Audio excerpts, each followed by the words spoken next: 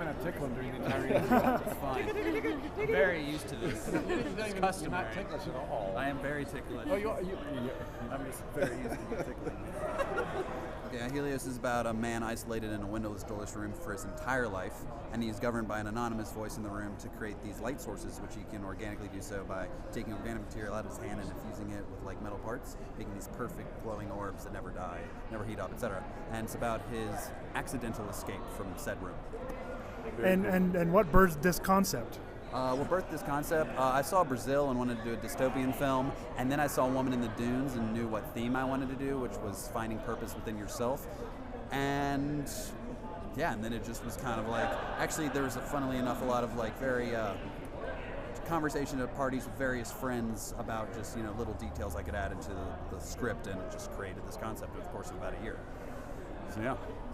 Well, what was it that I guess got you interested enough in the project, Doug, to sign on? Well, you're right. I play the man that he just described in this windowless, doorless room, James got a hold of my manager, and as offers usually come in, first thing starts for me with a script with zero dialogue this time, and it was like, oh my goodness, no verbal dialogue, but tons and tons of story dialogue, facial dialogue, emotional dialogue that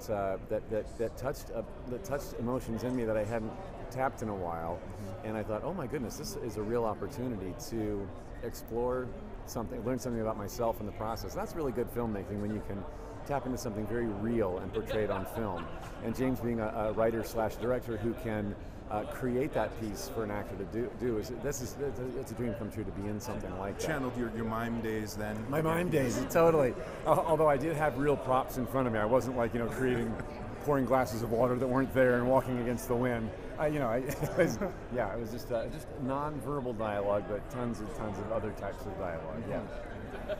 Did you guys use a lot of practical effects then, more than CGI? Actually, the goal was to use all practical effects, and really CGI was only used to clean up mistakes. No, to be honest. So I take it we're all big fans of the practical effect then? Indeed. All day, every day, as much as I can. Yeah. Well, speaking of part of the practical effects was Jason Liles standing right here. He played a large monster. Once my character gets out of this what he thinks is a prison cell, what turns out to be a safe haven really, is that he gets out into the real world and sees sunshine for the first time in his life. And it's like, oh my goodness, and I'm really kind of pale. You can tell I've never been out of the house, right? And when I get out into the forest, I come upon a living, breathing, 2 legs, 2 arms entity that looks something like me, but I'm not sure. And first creature I've ever come in contact with, another living being. And so I kind of we have an exchange that's kind of innocent and lovely until it gets violent. And this creature, Jason, kind of turns on me and starts fighting me and overpowering me, so I have to fight back. And so this innocence is lost so fast and so, brutally that he ends up seeing that the outside world can be something. It has its downfalls and it has its challenges, And then what happens is once I see him, he's wearing a mask. He's like this big guy with a kind of a mummy mask sort of thing on. Pull that off and I see he's a withered version of what I might become if I stay out here, right? He also has a serial number on the side of his head just like I do. I've shaved my head for this. Never shaved my head to the skin in my life ever before. And that was not, and so when James said, I want you to do this completely skin-headed so I can put a serial number on the side of your head, I was like, oh, I've never, okay. Right, yeah. So it gave me an odd look for a while. And actually, I did a feature film called Raise a couple weeks after that. And I told him, here's the deal. I had this job first, right? I was going to do James's short film first. And so I went into this feature with nubbies on my head, because that was the deal. You get me with nubbies or you don't get me at all. So they were like, that's an interesting look. We'll do it. Yeah. Well, it was a dream for me because I actually auditioned for the part Doug got. And then 6 months later, I get an email, hey, remember that film you auditioned for? Actually, we cast it. This guy named Doug Jones, who I very much knew, who is one of my heroes. Because I will not stop it.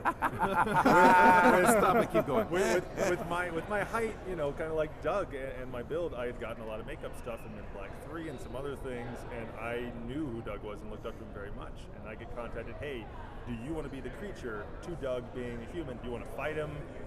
and I was, of course. And so it was a dream for me to share the screen with Doug, even though my face is completely covered. With a great practical makeup, I might add. Yes. Oh my God, the face was absolutely gorgeous. It Just was. the work she did. Yeah. But it was 2 very hard days in 100-degree weather outside. Oh But my gosh, summertime in smuggy, humid New York State, right? it was Yeah. insane. Yeah. So besides screenings such as this, where and when can we get a hold of this project? Because it sounds amazing. Let's see. Well, this was the first of about 20 festivals I submitted to. I've even heard back from. So over the next year, it'll be hopefully in all 20. Who knows? Probably more in just a couple. But then after that time, within about 6 months to a year, I will release it online for free. Because why not? I don't, Yeah. It's not my goal to make money off this movie. Just Very cool. to ruffle some feathers. As many short films you want, it's to get your name out and your reputation as a great filmmaker out, and it's good for all of us to showcase with. So yeah, you do want it out there for sure. And it's a good time to ask James what else he has coming next, isn't it? yes. Isn't I was about to say. it? What else? Yeah. What's your current project? Any of you, actually? Okay. My current project, so I wrote a feature film, and I even wrote one with a role with Doug in mind. But we'll see what happens with that. But basically, this film in the last 4 months was picked up by a production company in Los Angeles, Slater Brothers Productions, and as of a month ago, they contractually signed on to fund and produce my film, which we'll be shooting next summer in my home state of North Carolina. And it is very different from Helios. It is about a young man in a small southern hometown who leaves his estranged father and sister for the fictional city of Lyme to make it as a male escort in the underground community. And it's basically a downward spiral film, very similar to Shame and Requiem for a Dream. Like if they had a baby, this is what it would be. So you've heard of me, is what you're saying? I know this. I've been watching you for a while. I have a question that's been a difficult question for a lot of people, but I think you guys can do this. Okay. All right. Gotta think quickly. The world is about to end. Yeah. You have a chance to save it. Yeah. You can put together a team of 5 people from any fictional universe. Who is your dream team? Or real, fiction, or anywhere. Who's your dream team to save the world? I want Superman. I want Abraham Lincoln. Do we have 5? You said? 5. Okay. Steven Spielberg. Okay, yeah. Scatter's like the 5 people we respect the most. I know, yeah. This is his scenario. Right. General Patton and Whitney Houston. That's good. That's Well, who else is going to sing once the That's world what I'm is saying. saved? You got to do the national anthem for us every day. Right. I'm just seconding what he said. I can't top that. I don't know, because then you automatically think about people that can fight well. Read exactly. That's why. But no, the people that I'd want to continue to exist no matter what. Okay. That's good. Let's do me. Yeah. Let's do the 3 of us as one of us. entity. That's 3. Let's Okay, good. let's do John Steinbeck. Let's do the Avett Brothers. Let's do Lars von Trier, because I adore that man. And then let's do my sister. We'll make sure she hears this. And that was more than 5 people. P.S. Well, he's counting them as entities. That's okay. okay. Entities, 5 entities. Exactly. Hashtag overdid it. Always, as always. What do you have coming up, Dougie? Oh! Thank you, Jason. There you go, I'm currently on the Falling Skies, the TV show on TNT. I play a series regular alien. I'm in the Volm race. I'm the leader of the Volm people. My name is Cochise on the show, and we're currently in season 4, just airing on Sunday nights at 10 on TNT. And hopefully I'll be going back.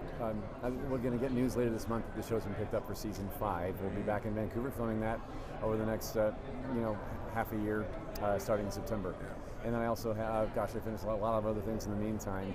I did Crimson Peak with my friend Guillermo del Toro, a haunted house story in which I play a couple of haunted house type characters. I'm not going to say what but yeah. And then I also am in the season finale of his TV show, The Strain, which will be airing sometime in September. I have a very small part in James's feature that he's going to start shooting next year. I'm going to be shooting at some point soon. They keep pushing it back. A commercial in Costa Rica where I'm going to be a caveman eating a candy bar, and it will air in Turkey. That's going to be fun. That is awesome. And It's there's a gig. It's a gig. It's a gig. I'll go to Costa Rica. Absolutely. Yeah. And then there there are creature things that come along. I recently got to have a meeting with Greg Nicotero at KMBFX a couple months ago, and who actually stopped by earlier today, which was very nice to see him. Right. And so I got a couple people there who are, I guess keeping me in mind for things with my height and body type. But other than that, just constantly training as well. And the Greg Nicotero that he just mentioned is a producer slash multi-episode director and creature effects designer for The Walking Dead. He's huge. As well as everything Tarantino, they do everything. Yeah, they do everything. But yeah, he's a long history. Yeah.